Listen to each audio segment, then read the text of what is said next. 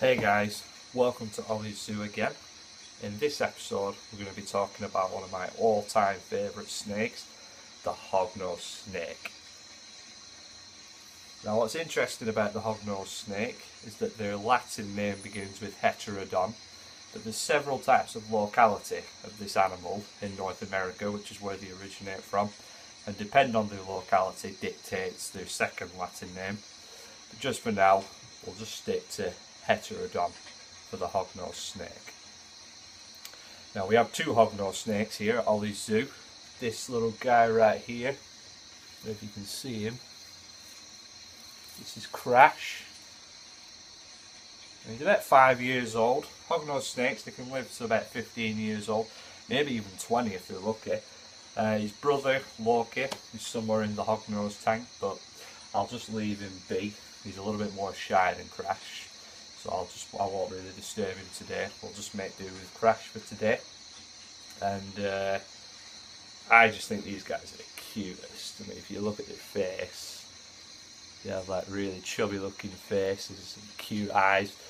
And you can kind of see there where they get their name from, hognose snakes. Their nasal cavities at the front of their face, they protrude upwards, much like a hog or a pig. Hence the name hognose snake. Now they're from the colubrid family, which includes your rat snakes, corn snakes, milk snakes, king snakes, and all these snakes originate from North America, just like this little guy. And another thing that's interesting about hognose snakes is that they're rear-fanged venomous snakes. Now what I mean by this is that their fangs, which secrete the venom, sit at the back of their mouth. So they really need to get a good hold of their prey in order to envenomate it.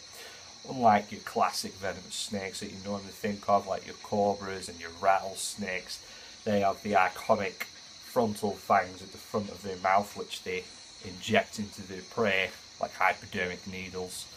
The hognose snakes, their fangs sit at the back of their mouth, and as I say, they need to get a good hold of their prey in order to envenomate it.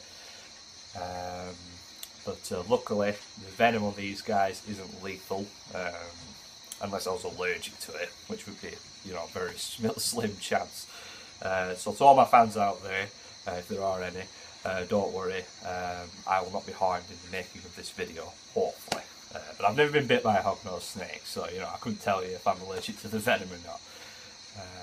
Another interesting thing that I like about hognose snakes is that they're amphibian specialists. Now by this I mean that in the wild they would naturally prey just on amphibians. They might take the odd rodent or bird from time to time, or maybe even an egg, like some colubrids do.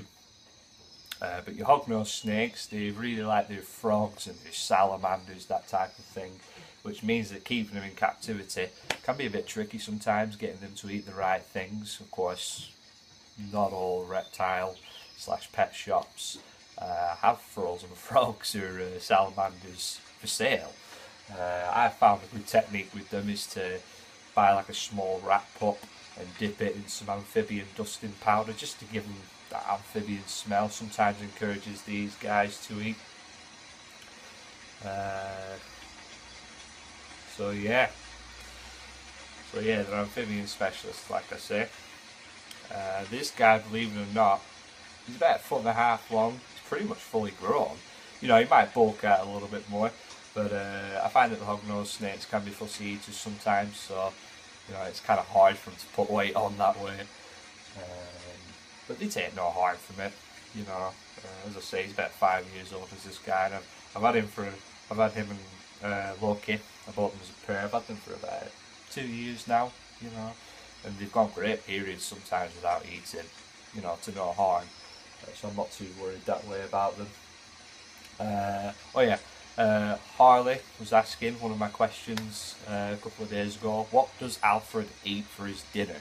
Alfred, my royal python, he eats small rats, and he has one of those every few weeks. So there you go. So I'll leave you with that for today, guys. I hope you've enjoyed this video again. I hope you enjoy them as much as I do anyway. I really like making these.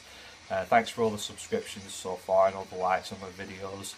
You guys are doing awesome. I'm really appreciating the support, letting me do my thing. Reptiles and animals are my passion, and I just want to share that passion with you guys. So keep liking the videos, keep subscribing to my channel, sharing these videos with your friends, and I'll keep making them. You know, it's as simple as that. So I'll just leave you with Crash just for now, and I'll see you again, guys. Thanks.